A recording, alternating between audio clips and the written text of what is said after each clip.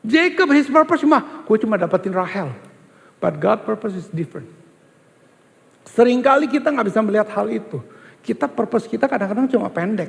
Karena kita gak bisa melihat jauh. Tapi saya mau kasih tahu rencana Tuhan dalam kehidupan kita jauh daripada itu. Amen. Tuhan itu berencana besar dalam kehidupan kita. Kita ngelihatnya cuma segitu aja. Ya udah itu aja. Yakub cuma itu. Yakub cinta sama Rahel, dia mau dapat itu. Ya, Kejadian 32, 28. Lalu kata orang itu, namamu tidak lagi disebut Yakub, tapi Israel. Tuhan mempersiapkan Yakub menjadi Israel, bangsa yang besar. That's the purpose of God. Jadi tujuan Yakub sama tujuan Tuhan itu dua tujuan yang berbeda. Orang yang sama, two different purpose.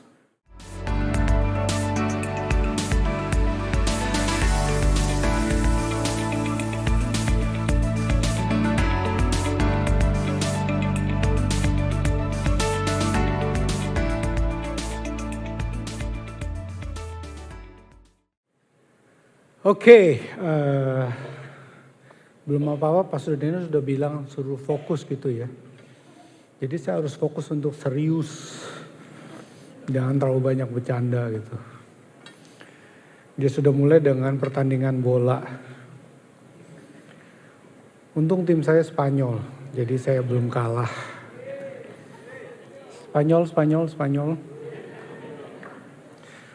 Spanyol lawan Argentina. Siapa di sini Argentina? Ada juga ya. Spanyol lebih banyak tadi ya Spanyol ya.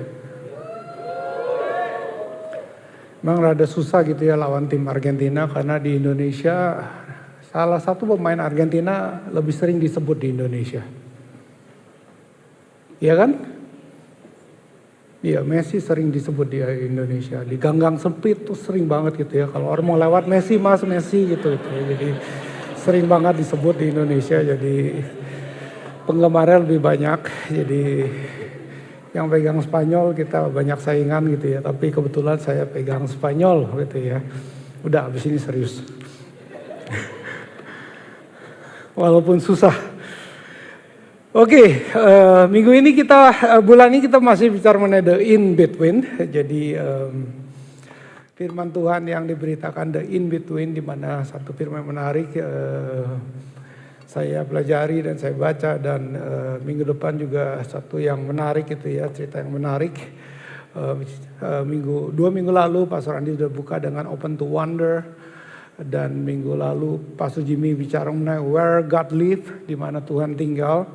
Dan minggu ini saya akan bicara mengenai waiting. The in between itu waiting can be worship. Waiting waktu menunggu ini bisa bicara mengenai penyembahan juga. Bagaimana kita pakai waktu menunggu itu adalah waktu di mana kita menyembah Tuhan. Kita akan buka dulu bersama-sama Kejadian 29, 16 sampai 30. Di mana seseorang yang bernama Yakub ini naksir seorang wanita yang bernama Rachel atau Rahel, dan dia harus menunggu untuk mendapatkan wanita ini. Kejadian 29, 16 sampai 30.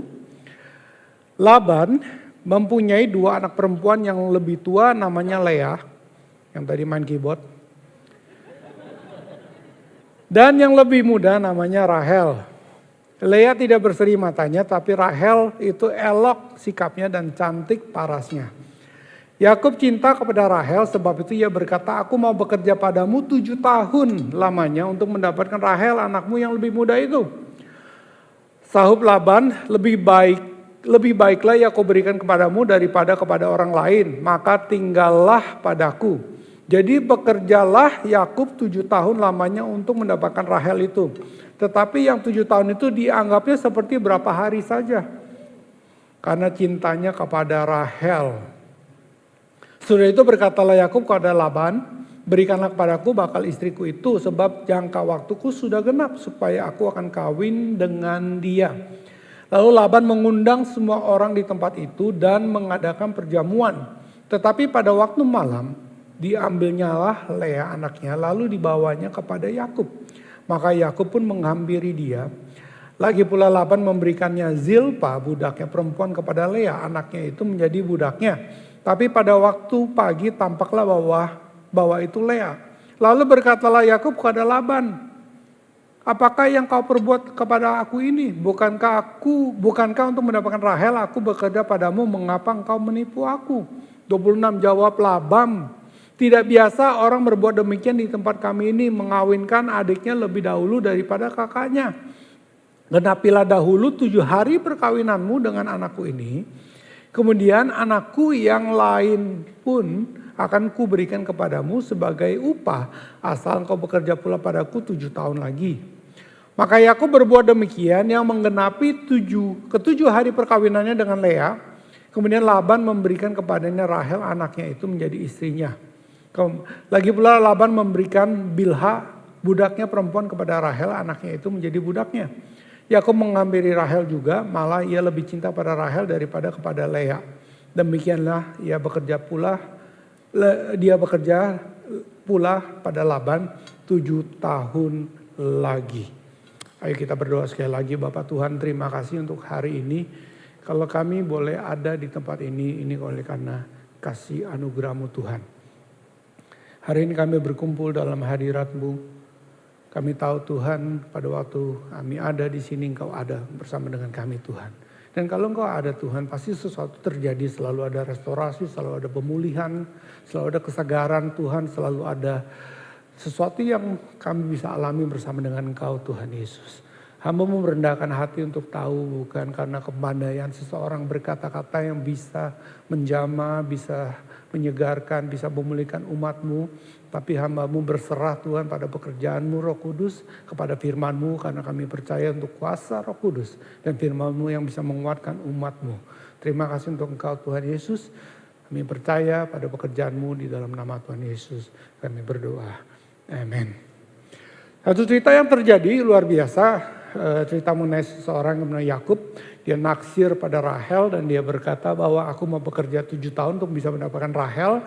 Dan akhirnya dia bekerja 7 tahun dan waktu hari pernikahannya di hari itu Alkitab katakan posisinya waktu itu menikah. Pertama zaman dulu mereka memakai kerudung, dan kerudungnya tidak pada seperti zaman sekarang. Kalau zaman sekarang kerudungnya tembus pandang, kalau zaman dulu nggak kelihatan dan gelap pula. Dan saya percaya mungkin dipengaruhi dengan anggur sehingga dia setengah mabuk, karena setelah menikah udah tidur baru dia sadar itu bukan wanita yang dia mau ingini gitu ya, bukan yang dia mau menikah. Dan setelah itu dia protes pada mertuanya, kamu bohongin saya mau nikahnya dengan Rahel, kenapa kamu kasih Lea gitu. Dan setelah itu Laban bilang nggak bisa, harus yang tua dulu nih. Ya udah 7 hari kamu genapi pernikahanmu dengan dia, nanti yang adiknya juga saya kasih kepada kamu setelah 7 hari, tapi setelah itu kamu harus kerja untuk saya 7 tahun lagi.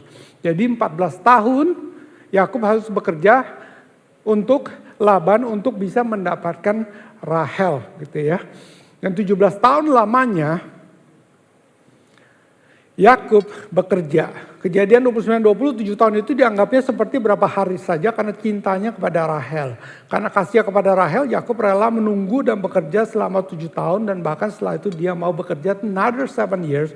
Jadi total 14 tahun dia bekerja untuk Rahel. Berapa banyak daripada kita mau bekerja 14 tahun untuk mendapatkan seseorang yang kita kasihi? Ada di sini? Ada yang pacaran 14 tahun? Ada? Nggak ada? Nggak ada? Nggak ada ya? Pastor George selama, tapi nggak 7. Kalian berapa? 8 tahun ya? 7. Oh, Krisa lebih lama ya? Wah, lebih lama. Aaron lebih lama. Tapi kita bicara mengenai waktu masa penantian. Waktu nunggu itu nggak cuma nunggu gitu ya. Nunggu nggak cuma bengong, nunggu gitu ya. Tapi nunggu itu ada satu tujuan. Waktu Yakub menunggu ada satu tujuan. Dia menunggu karena dia ingin mendapatkan sesuatu. Waiting for a purpose. Menunggu untuk sebuah tujuan. Jadi waktu Yakub menunggu 7 tahun pertama, dia punya satu tujuan, yaitu tujuannya itu mendapatkan seseorang yang dia ingini. Maka itu waktu menunggu itu berasa cepat. Karena suatu tujuan, oke? Karena dia ingin mendapatkan sesuatu, dia ingin mendapatkan dan wah, I want to get Rachel. 7 years itu terasa cepat sekali dia lalui karena he want to get something. Nah, waiting for a purpose. Menunggu untuk sebuah tujuan. Nah, saya mau katakan satu hal dulu di sini. God's purpose is different from Jacob's purpose. Tujuan Tuhan itu sangat berbeda dengan tujuan Jacob. Seringkali dalam kehidupan kita punya satu tujuan, tapi saya mau katakan Tuhan punya tujuan yang lebih besar daripada tujuan kita sendiri. Amen. God has purpose in our life, and a lot of time, most of the time, is bigger than our purpose dalam kehidupan kita. Dulu kehidupan saya mau melayani. Tapi pikiran saya untuk melayani dalam tujuan Tuhan untuk saya melayani, it's a very different purpose. Tujuan itu sangat berbeda. Saya berpikir dulu saya mau melayani di Amerika, main drum dan bekerja, udah itu aja pikiran saya. As simple as it is. Tapi tujuan Tuhan berbeda dengan tujuan Yakub. God's purpose is very different with Jacob. Tujuan Yakub pada waktu itu, tujuannya adalah untuk mendapatkan Rahel. Itu aja. Purpose of his life pada waktu itu menunggu 7 tahun cuma untuk mendapatkan Rahel. Tapi Tuhan punya tujuan yang berbeda. Tujuan Tuhan adalah untuk mempersiapkan Rahel, menebus Yakub dulu. Bukan mempersiapkan Rahel. Menebus Yakub daripada masa lalunya. Anda harus tahu Yakub sebelumnya adalah seorang penipu. He was trying to get his way. Dia selalu menipu untuk mendapatkan apa yang dia inginkan. Dia menipu bapaknya untuk mendapatkan berkat untuk anak sulung. Sini ada Singaporean? Nggak ada orang Singapura? Hah? Yes. Krisa? Enggak lah ya. Dalam kamus saya, Yakub ini orang Singapura yang pertama. Karena kiasu dia.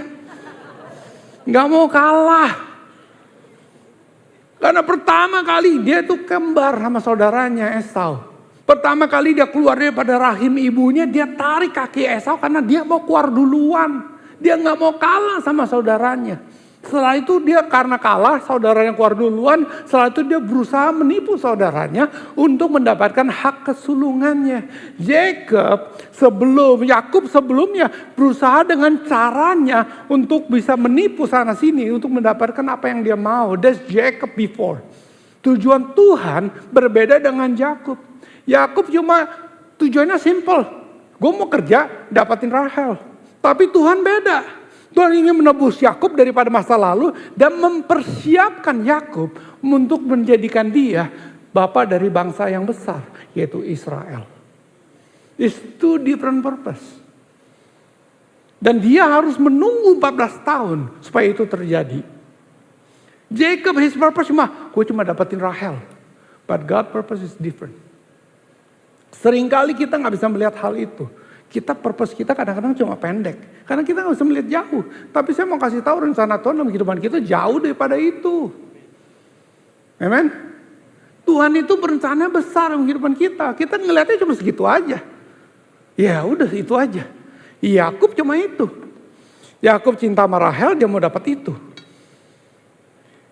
Ya, Kejadian 32:28. Lalu kata orang itu, namamu tidak lagi disebut Yakub tapi Israel. Tuhan mempersiapkan Yakub menjadi Israel, bangsa yang besar. That's the purpose of God. Jadi tujuan Yakub sama tujuan Tuhan itu dua tujuan yang berbeda. Orang yang sama, two different purpose. Lewatnya waktunya, makanya Tuhan mempersiapkan dia selama 14 tahun ini. This 14 years Tuhan persiapkan dia. Karena Jacob, I just want to get Rachel. That's it. That's his brain. That's his mind. But God, hey, I want to prepare you. Aku mau mempersiapkan kamu. Kenapa? Kamu harus menjadi bapak dari sebuah bangsa yang besar. Israel. Lewat kamu nanti akan lahir seseorang yang menjadi juru selamat daripada seluruh manusia di bumi ini. That's God's purpose. Dua hal yang sangat berbeda. Have you wonder Pernah kita bertanya nggak, rencana Tuhan dalam kehidupan kita apa sih? Seringkali kita nggak bisa melihat, seringkali kita nggak bisa melihat atau mengerti clueless of God's purpose until it happen. Kalau udah terjadi baru kita bisa melihat. Berapa banyak daripada kita seringkali clueless? Saya seringkali clueless. Saya cuma tahu, oh ini aja. Saya nggak tahu ke depannya apa. Saya clueless loh. Dulu saya cuma tahu saya mau melayani Tuhan, udah itu aja. Saya nggak tahu begini. Dulu saya lihat Pastor Dan, saya pikir, oh dia bisa jadi pendeta. Karena Pastor Dan. Baik dia. Modal kayak saya jadi pendeta gimana caranya ya? Dulu gitu ya. Ternyata sama-sama jadi pendeta juga tuh. Walaupun modalnya berbeda. Ya, clueless. Kadang-kadang kita clueless dengan apa yang Tuhan rencanakan dalam kehidupan kita. Tapi ya one step at a time aja. Kita melangkah satu langkah aja. Kadang-kadang kita nggak bisa melihat sampai mulai itu terjadi. Jacob nggak pernah tahu. Dia cuma tahu gue cuma mau dapatin Rahel. Udah itu aja. Tapi ternyata pada waktu terjadi kalau dia udah melihat ke belakang. Dia lihat wow. Ternyata rencana Tuhan adalah Israel. Rencana Tuhan adalah Israel. A lot of time, seringkali kita nggak bisa melihat hal ini. Alkitab katakan Yesaya 55, 8-9. Sebab rancanganku bukanlah rancanganmu. Dan jalanmu bukanlah jalanku, demikianlah firman Tuhan. Sebab tingginya langit dari bumi, demikian tingginya jalanku dari jalanmu, dan rancanganku dari rancanganmu. It means bahwa look, it doesn't matter rancangan kita seperti apa, tapi rancangan Tuhan selalu lebih jauh daripada rencana kita. So it's okay to be clueless. Nggak apa-apa, tapi kita jalanin aja. Dan percaya bahwa rencana Tuhan, purpose Tuhan is always dan selalu lebih besar daripada apa yang kita rencanakan. Halo? Do you believe it? Percaya nggak? Rencana Tuhan selalu lebih besar daripada rencanamu dalam kehidupanmu.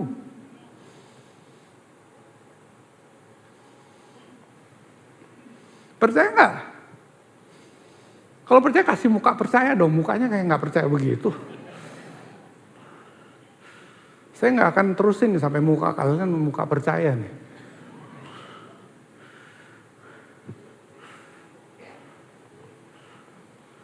Ini yang Alkitab katakan. Seperti tingginya langit dari bumi, demikianlah tingginya jalanku dari jalanmu. Dan rancanganku dari rancanganmu. Itu kata firman Tuhan Yesaya 55, 8-9. Memang rancangan dia lebih besar dari rancangan kita. It's okay. Buat saya, kalau saya clueless bukan berarti bahwa saya nggak cari. Saya berdoa, saya tanya Tuhan visimu apa? Saya tanya. Tapi nggak berarti bahwa saya bisa melihat itu semua. Tapi kalau sudah terjadi, baru ngelihat, oh ternyata Tuhan maksudnya begini. Oh ternyata Tuhan maksudnya begini. Ternyata maksudnya begini. Wow, God, you are bigger than this. Wow, Tuhan, you are amazing. Itu yang terjadi dalam kehidupan Jacob. Yang kedua, ya, Pastor Daniel udah bilang tadi, supaya kalau khotbah saya jangan kelamaan. It's time to be developed. Waktu untuk dibentuk karakter. Karena rencana Tuhan itu maka kita perlu dibangun. Amen. Because God has plan. For God, untuk Tuhan kita perlu dibentuk. Waktu Tuhan kita perlu dibentuk. For God, waktu Tuhan itu karena karena Tuhan punya rencana dalam kehidupan Anda dan saya itu besar, maka Anda dan saya itu perlu dibangun atau di-develop untuk bisa memenuhi rencana itu. Iya apa enggak? Iya. Yakub seringkali seorang yang menggunakan cara sendiri untuk memanipulasi keadaan. Yakub pada waktu kejadian 29:30 waktu itu mau nggak mau dia perlu mengikuti waktu dan caranya Tuhan. Mau nggak mau dia nggak bisa menipu Laban dan bilang udah pokoknya nggak mau saya harus dapetin Rahel. Dia harus mau nggak mau ngikutin waktunya. Oke 7 tahun gue kerja, setelah itu tambah lagi 7 tahun 14 tahun. Dia ngikutin waktunya, tapi 14 tahun itu waktu di mana dia dipersiapkan untuk mengikuti atau menjadi orang yang berbeda. Development is different. Development happens in the dark. Waktu berkembang itu, waktu development itu nggak kelihatan. Orang yang dikembangkan itu seringkali nggak kelihatan. Kita kok ngelihat ya, orang-orang itu kelihatannya, yang kelihatan itu adalah waktu di mana mereka waktu jadi. Development kita nggak kelihatan, right? Kita ngelihat atlet. Tadi kita ngomong siapa?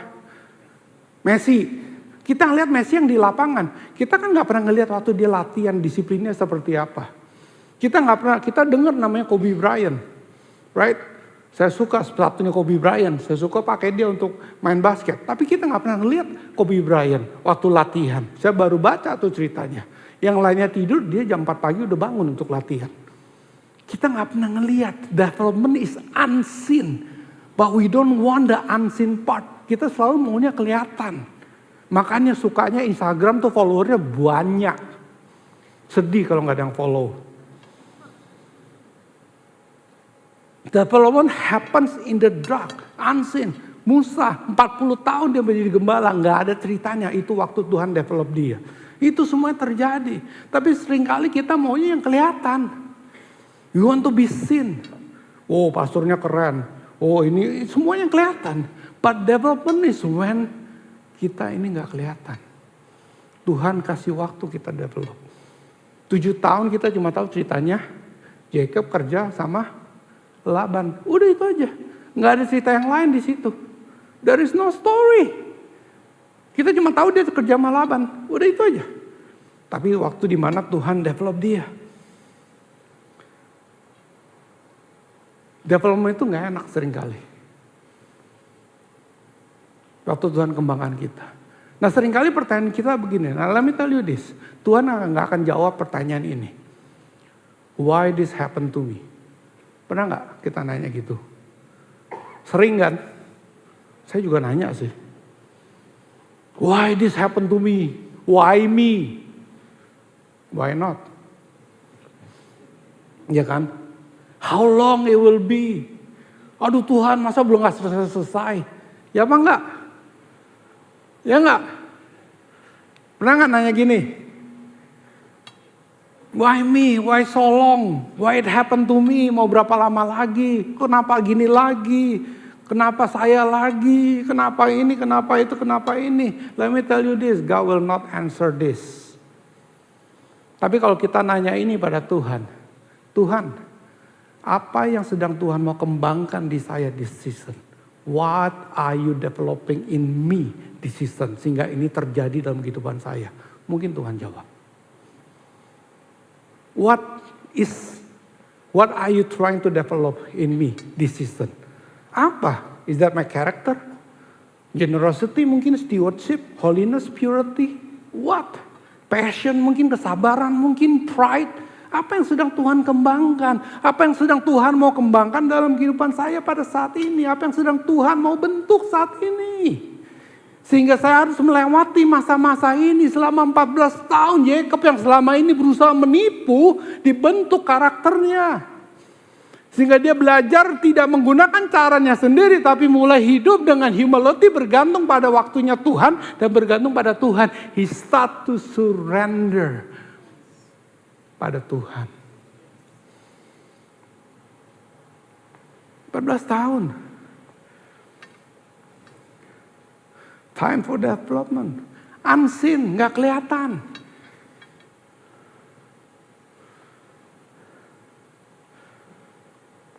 Tidak kelihatan sama sekali.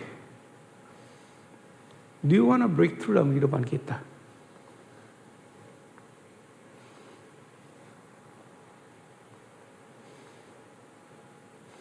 Sebelum Roh Kudus membawa terobosan dalam kehidupan kita, dia akan membangun karakter yang dibutuhkan untuk terobosan itu. Before the Holy Spirit brings breakthrough for us, He will develop His Spirit that need for that breakthrough to be happen. Kalau ada terobosan, harus ada karakter yang perlu dibangun sebelum terobosan itu terjadi. Kalau enggak, bisa mamma mia. Purpose of God untuk Jacob. Yakub menjadi bapak dari bangsa yang besar. Tapi sebelum itu terjadi, dia harus lewat itu semua. Yusuf dikasih suatu impian untuk menjadi orang kedua daripada Firaun. Tapi sebelum itu terjadi, karakter dia harus dibentuk, dia harus jadi budak dulu, dia harus jadi masuk penjara dulu, dia harus dilupakan dulu sebelum dia benar-benar bergantung pada Tuhan. Kalau enggak dia menjadi anak yang sombong. Masih sombong, dikasih jubah langsung mamer. Gue dikasih jubah, lu orang kagak. Dikasih mimpi langsung, lu orang nyembah gua. Ya kalau dia jadi orang kedua kayak begitu, susah. Iya kan? Susah. Akhirnya ya gimana kalau orang kayak begini terus jadi orang kedua setelah Firaun. Tapi waktu dia jadi orang kedua setelah Firaun, apa yang terjadi? Dia bukan orang yang sama waktu dia dikasih mimpi. Orang yang berbeda. Orang yang humble dia. Orang yang berubah. Orang yang bergantung sama Tuhan. Sebelumnya dia orang yang ikut Tuhan juga, percaya Tuhan. Tapi ada satu development yang Tuhan izinkan dia lewat. Yang dia harus jadi budak dulu, dia harus masuk penjara, dia harus dilupakan dan itu semua. Sehingga waktu tujuan Tuhan terjadi dalam kehidupan dia, orang yang sangat berbeda. Nah itu jangan, waktu kita di-develop sama Tuhan kadang-kadang gak enak. Is in the dark. Tapi jangan takut. Karena rencana Tuhan memang besar dalam kehidupan Anda dan saya. That's why God wants to develop you. Karena Tuhan mau membangun kita. Dan untuk membangun butuh proses. Oke? Butuh proses. Oke? Waktu membangun tuh butuh proses. Tuhan akan proses kita. Itu yang terjadi dalam kehidupan Jacob. Yang terakhir. Waiting is worship. Kenapa saya katakan waiting is worship?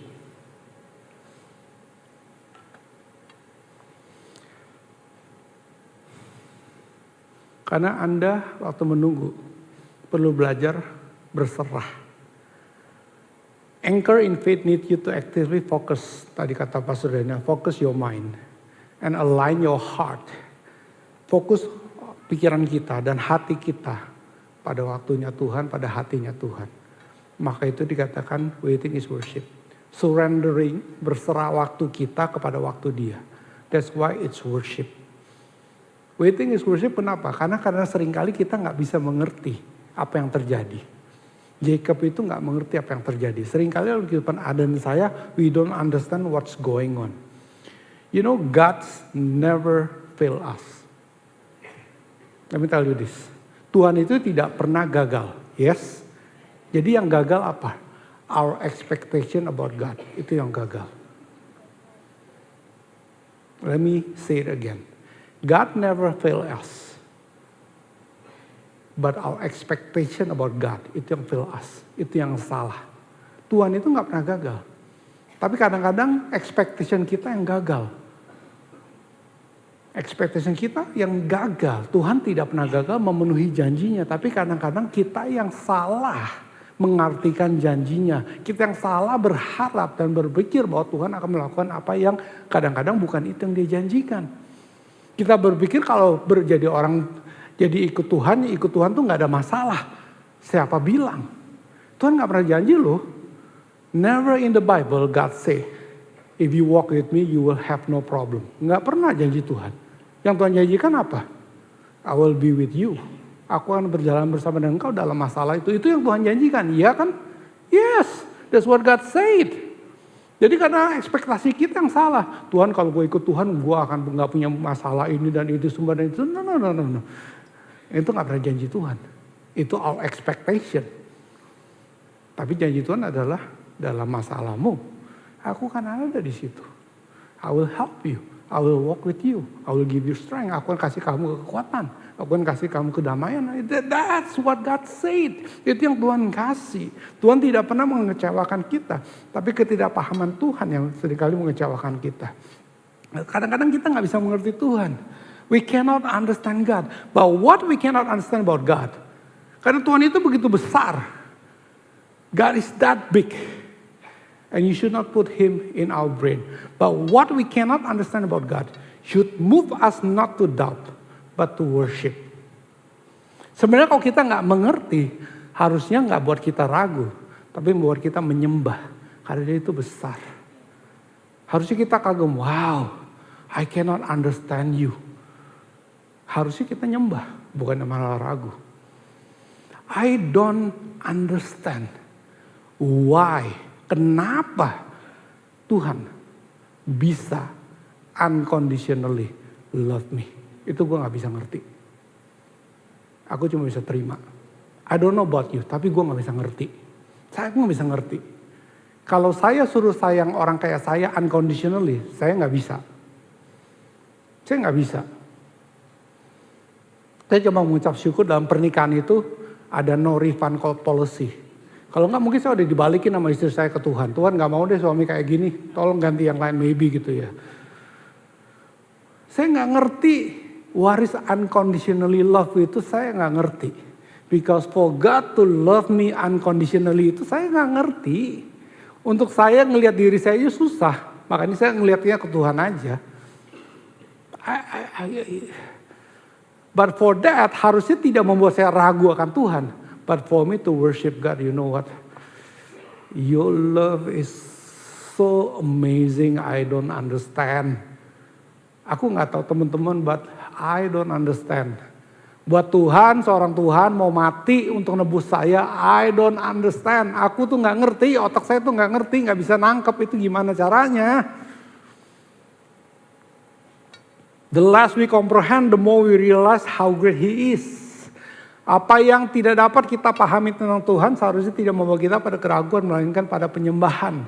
Semakin sedikit yang dapat kita mengerti, semakin kita menyadari betapa besar Dia.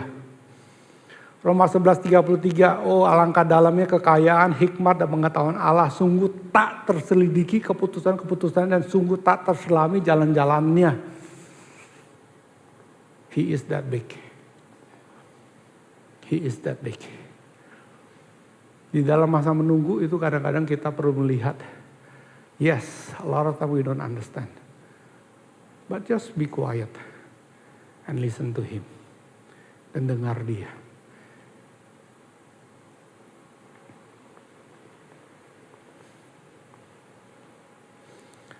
Be quiet and listen to God. You know, satu waktu dalam kehidupan saya, kita pernah liburan keluarga. Saya, istri saya, anak-anak saya, adik saya, dan anak-anaknya. Waktu itu kita pergi ke satu tempat di bawah. Di bawah itu selatan Pangandaran. Oke. Ada satu tempat bagus sekali. Bagus sekali, bersih gitu ya. Green Canyon, bukan Grand Canyon, Green Canyon. Kalau Grand Canyon di Amerika, ini Green Canyon. Dan kita pergi ke sana, waktu itu anak-anak saya masih kecil, jadi adik saya yang perempuan dan anaknya juga masih kecil. Saya masih ingat waktu itu. Jadi mereka masih kecil, nah satu saat kita harus berenang lawan arus. Jadi kita harus nyebrang lawan arus. Anak saya yang laki, dia lewat tambang, dia bisa lewat. Si Aiko, saya harus di dada saya berenang lewatin dia. Bawa dia lewatin karena arus. By the way ini tempat ramai, jadi banyak suara, banyak ini semua dan arus. Saya lewatin dia. Terus adik saya yang perempuan bilang, saya kayaknya bawa anak yang paling kecil. Waktu itu dia bilang, kayaknya aku gak bisa deh bawa dia lewatin. Dia bilang, gak apa-apa nanti aku bantu. Ini berapa tahun yang lalu, jadi aku masih lebih kuat berenang daripada sekarang. Oke, ya gak apa-apa nanti aku bantu dorong. Gitu ya, aku bantu dorong. Jadi I have to swim, push dia sama anaknya. Dia jadi dorong anaknya. Aku gak tahu waktu itu kenapa, harusnya gue satu-satu aja. Harusnya lebih gampang gitu ya. Cuma that time I push her and her son. Anak dia dan dia gitu. Dan lawan arus, jadi ada arus, ada suara, ada segala macam gitu. Nah mungkin karena arus jadi panik kan, dia mulai panik dan adik saya juga mulai gerak. Terus saya bilang, I try to tell him, stop jangan gerak, ini berat jadinya. Tapi karena banyak suara nih, dia gerak nggak, they cannot listen to me, dan saya juga kena air. Jadi akhirnya waktu dorong dia, aku minggir. Untuk ada batu, saya minggir dulu. Terus saya bilang, diam, stop. Bilang, oke, this is if you wanna go across. Saya bilang, kalau mau nyebrang, dengerin saya. Bilang, kamu diam aja yang depan, kamu juga diam. Because when you try to move, you're not helping. Udah, aku aja yang berenang sendiri, dorong kalian berdua. Jadi kalian berdua diam aja, kamu pegang anakmu, kamu pegang dia, diam aja, aku yang dorong. So when they listen to me, dengar, udah, then I stop dengar. Dan akhirnya aku dorong. But my point is this, in this world, when there are so many things going on, in your waiting time, you need only to hear one voice. That is the voice of God. Kalau dalam dunia ini banyak suara.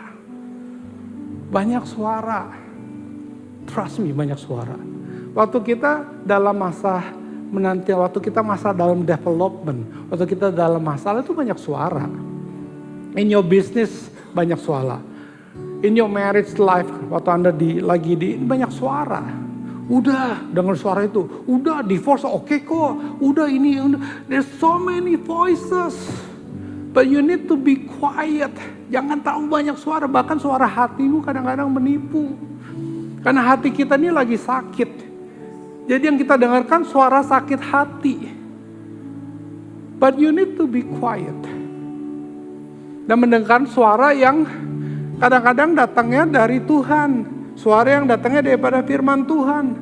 Alkitab katakan Mazmur 37 ayat 7, be still before the Lord and wait patiently for Him. Berdiam diri, kadang diam dulu. Tunggu Tuhan, nantikan Dia dalam waiting time. Mazmur 62 ayat 5. My soul waits silently for God alone, for my expectation is from Him. Hanya pada Allah saja kiranya aku tenang, sebab daripadanya lah harapanmu. Hari ini firman Tuhan berbicara dalam kehidupan kita semua. Pertama, kita tahu bahwa rencana Tuhan itu besar dalam kehidupan Anda dan saya. Bahkan lebih besar daripada apa yang kita pikirkan. Lebih besar daripada apa yang kita rencanakan. Tapi rencana Tuhan itu butuh waktu untuk kita bisa di-develop sama Tuhan. Tuhan butuh waktu untuk membentuk karakter kita. Dan dalam satu season kita perlu bertanya pada Tuhan, Tuhan, what is the thing that you develop? Apa yang Tuhan sedang bangun dalam kehidupan kita? Dan kadang-kadang dalam waktu Tuhan develop itu gak enak kadang-kadang. But sabar saja, give Him time. Kasih waktu untuk Tuhan bangun dalam kehidupan kita. Untuk Tuhan bisa memenuhi rencananya dalam kehidupan Anda dan saya. And at the end of the day, a lot of time, this is time that we worship. Bukan waktu untuk kita quiet and listen to God. Mendengarkan Tuhan. Bersandar pada Tuhan. Berserah pada Tuhan. Dengan begitu banyak suara dalam dunia ini. Be quiet and listen to one voice and one voice only. That is from God. Kita boleh dengar dari teman-teman yang lain, tapi make sure teman-teman itu suaranya datang daripada Tuhan, datang daripada firman Tuhan, bukan daripada yang lain. Hari ini saya nggak tahu apa yang teman-teman alami. Maybe you are in the process. Mungkin Anda mengalami sesuatu hal. Maybe you are in the process. Maybe you are in the time of waiting. Untuk perlu membuat satu keputusan, you are in the time of waiting. Mungkin you are in the time of development. Aku cuma percaya satu hal. God, Tuhan mau berjalan bersama dengan kau. Tuhan akan memberikan kekuatan. Tuhan mau memberikan hikmat. Tuhan akan memberikan arahan. God is with you. And today I just want to pray. Hari ini aku mau berdoa. Kalau engkau membutuhkan kekuatan daripada Tuhan, when you are in a waiting time, pada waktu engkau di masa-masa penantian, pada waktu engkau ada di dalam masa proses, boleh nggak engkau angkat tangan aja? Just wanna pray for you. If you are, thank you. Just angkat tangan pada hari ini. Angkat tangan. If you are in your waiting time, mungkin ada suatu keputusan penting yang kau harus buat. Mungkin kau dalam masa-masa proses. Just lift up your hand. Tuhan, God will not fail you. God will not fail you. Hari ini aku berdoa, Roh Kudus berbicara dalam kehidupanmu. Aku berdoa untuk kekuatan daripada firman Tuhan. Aku berdoa untuk Roh Kudus berbicara dalam kehidupanmu. Tuhan, kau melihat hati yang terbuka Tuhan. Kau melihat tangan yang diangkat Tuhan Yesus. Aku berdoa untuk kekuatan daripada Engkau. Aku berdoa untuk jamahanmu Tuhan. Aku berdoa untuk hikmat Tuhan. As your promise Tuhan, seperti janjimu Tuhan, we will not walk alone. Kami tidak akan berjalan sendiri. Engkau berjanji Engkau akan berjalan bersama dengan kami. Engkau tidak akan meninggalkan kami Tuhan. Sehingga rencanamu akan terjadi dalam kehidupanmu. Bukan rencana kami, tapi rencanamu Tuhan. Yes, we have plan. Kami ada rencana Tuhan, tapi rencanamu lebih besar. Dan untuk rencanamu Tuhan, kami perlu proses Tuhan. Tapi kami perlu kekuatanmu untuk melewati proses ini. Kami perlu Roh Kudus pada saat ini Tuhan. Aku berdoa untuk jamahanmu sekali lagi. Aku berdoa untuk kekuatanmu. Aku berdoa untuk Roh Kudus saat ini berjalan bersama dengan Engkau. Kekuatanmu Tuhan, jamahanmu Tuhan saat ini. Di dalam nama Tuhan Yesus, dalam nama Tuhan Yesus, dalam nama Tuhan Yesus, dalam nama Tuhan Yesus, dalam nama Tuhan Yesus, dalam nama Tuhan Yesus. Dalam nama Tuhan Yesus. Jangan berjalan sendiri. Don't go alone. Jalan bersama dengan Tuhan Yesus. Jalan bersama dengan kekuatan daripada Tuhan. Jalan bersama dengan Roh Kudus. Jalan bersama dengan hikmat-Nya. Terima kasih Tuhan Yesus. Terima kasih Tuhan Yesus. Terima kasih Tuhan Yesus. Mari sidang jemaat Allah, kau angkat kedua tanganmu.